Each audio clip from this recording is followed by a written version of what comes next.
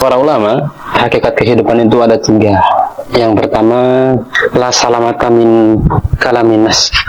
Yang pertama itu, tidak ada seseorang manusia pun yang bisa salamatan min kalaminas, dari gunjingan orang lain ataupun gangguan orang lain.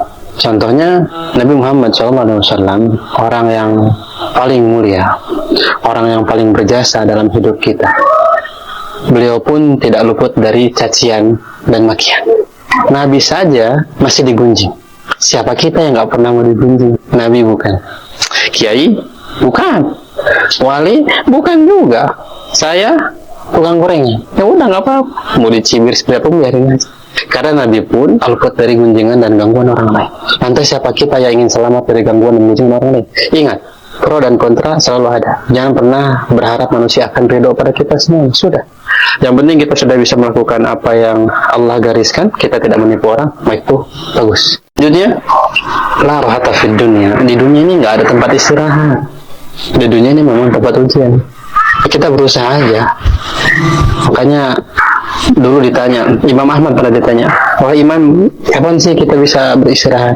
Kata Imam Ahmad, ya ketika pertama kali kita menginjakkan kaki di surga, itulah baru kita istirahat. Yang ada di dunia kita hanya rehat.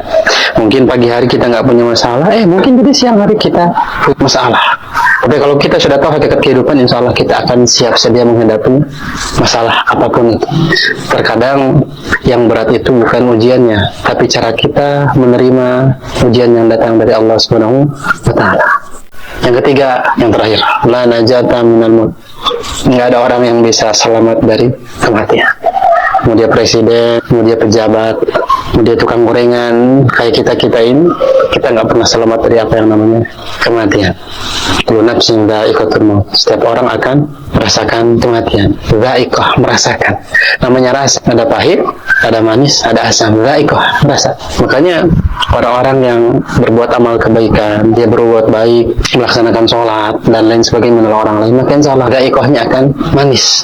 Sebagaimana Allah sebutkan dalam surat Al-Furqan, yauma yarawna al-malaikata la busra yawma idzil lil mujrimin wa yaquluna hijran mahjura. Allah ceritakan bagaimana kesudahan akhir bagi orang-orang yang dia hidupnya ketika masa hidup dia ganggu orang lain, kemudian dia tidak beriman pada Allah SWT. Maka jangan harap malaikat akan datang dalam keadaan bersih. Tapi kalau kita hidupnya nggak ganggu orang, kita laksanakan perintah Allah SWT, kita punya dosa, kita mohon ampun sama Allah SWT, maka insya Allah malaikat akan datang dalam keadaan bersih.